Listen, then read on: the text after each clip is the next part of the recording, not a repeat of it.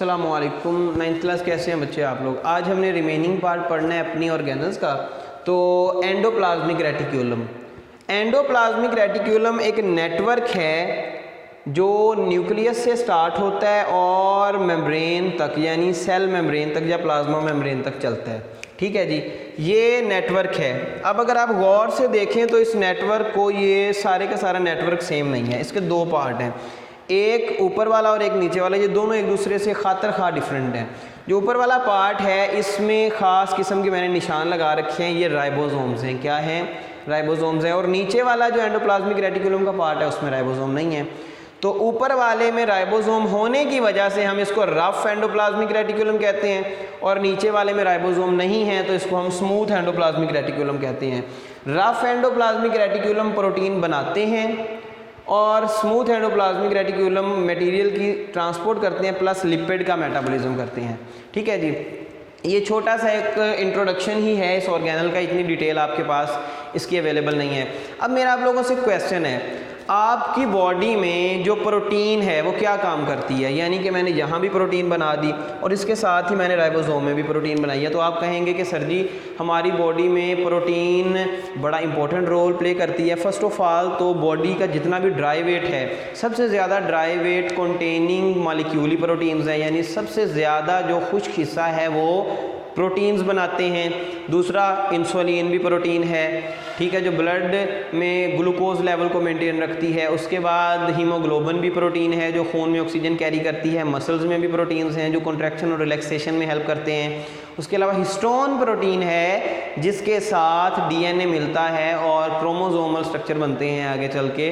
तो ये सारे काम जो है हमारे पास कौन करता है जी? आप बोलोगे सर जी ये हमारे पास प्रोटीन ही तो है, लेकिन मेरा अगेन क्वेश्चन है कि यहाँ से तो जस्ट प्रोटीन बन के निकल रही है।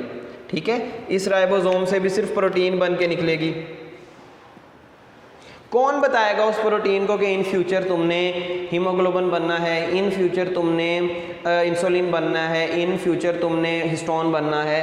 तो इसके लिए एक बाकायदा स्ट्रक्चर है सेल में जो इसकी तरबियत करता है इस प्रोटीन की, और इस बनने वाली प्रोटीन को इसकी ड्यूटी बताता है, इसकी पैकिंग करता है प्लस ट्रेनिंग करता है। और इस स्ट्रक्चर को हम कहते हैं गोल्जी अपरेटस। ये सर कैमिलो गोल्जी के नाम से इसको गोल्जी अपरेटस कहा जाता है। तो प्रोटीन बनने के बाद चाहे वो राइबोसोम के जो है एंडोप्लाज्मिक रेटिकुलम वाले राइबोसोम से बने, यानी जो RER है रफ वाले, या फिर खाली आज़ादाना पड़े राइबोसोम से बने, ये प्रोटीन यहाँ से निकलने के बाद एक स्ट्रक्चर में इनको क्या कर लिया जाता है जी? बाउंड कर लिया जाता है, और इस स्ट्रक्चर को गोल्जी वेसिकल्स कहा जाता है। अब गोल्जी वेसिकल्स आते हैं गोल्जी अपरेटस के पास और गोल्जी अपरेटस इनको ट्रेन करते हैं, और उसके बाद ये वो बन निकलते हैं जिस चीज़ की ज़रूरत होती है, मे बी इंसुलिन और मे बी हीमोग्लोबिन, जिस चीज़ की ज़रूरत होती है वो बन निकलते हैं।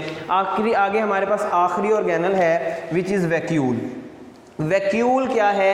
वैक्यूल, अच्छा ये बात याद रखिएगा कि इससे पहले जो मैंने आपको ऑर्गेनल बताए हैं उनमें माइटोकॉन्ड्रिया, ये माइटोकॉन्ड्रिया सिर्फ प्रोकैरियोट्स में पाया जाता है क्योंकि मेम्ब्रेन बाउंड ऑर्गेनल है, और ये सेल्फ रेप्लिकेटिंग ऑर्गेनल है कि खुद ही रेप्लिकेट कर जाता है। ठीक है जी, उसके बाद मैंने आपको प्लास्टिड पढ़ाए, मैंने आपको पिछले लेक्चर में बता दिया कि प्लास्टिड एनिमल सेल में नहीं पाए जाते। ये एक दो पॉइंट हैं, ये जहन में रखने के हैं। ठीक है जी, आगे नेक्स्ट हम चलते हैं वैक्यूल पे। तो वैक्यूल का काम होता है स्टोर करना किसी चीज़ को। एनिमल सेल में वैक्यूल जो है ये स्टोरेज का काम करता है, लेकिन ये मोर प्रोमिनेंट हो जाता है प्लांट में। आप लोगों ने शायद सुन रखा होगा कि जो प्लांट सेल होता है, प्लांट सेल के अंदर जो इसका न्यूक्लियस होता है वो एक साइड पे धंसा हुआ होता है। ठीक है, उसकी रीज़न कि इसमें वैक्यूल बहुत बड़ा होता है। ठीक है जी, वैक्यूल बहुत बड़ा होता है। तो प्लांट सेल में वैक्यूल बड़ा होने की वजह क्या है और वैक्यूल का फंक्शन क्या है? दरअसल वैक्यूल जो है, वैक्यूल करता क्या है जी? वैक्यूल वाटर को स्टोर करता है। ठीक है, और प्लांट सेल में ये काम जो है प्लांट सेल इससे ज़्यादा लेता है कि ज़्यादा पानी इसमें स्टोर किया जाता है। पानी ज़्यादा स्टोर होने की वजह से सेल रिजिड हो जाता है और एक टर्जिडिटी आ जाती है, और वो टर्गर प्रेशर जनरेट करती है जिसकी मदद से प्लांट अगेंस्ट द ग्रेविटी खड़ा हो लेता है। माइक्रो ऑर्गेनिज्म, मैंने आपको प्लांट सेल और एनिमल सेल के वैक्यूल के बारे में बताया।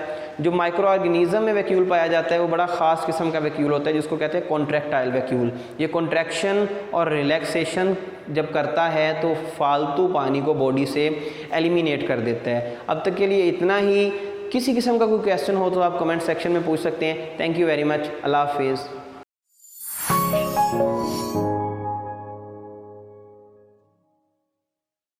प्लीज़ हमारी वीडियोस को ज़्यादा से ज़्यादा लाइक करें, चैनल को सब्सक्राइब करें और लेटेस्ट अपडेट्स के लिए बेल आइकन को दबाना मत भूलें।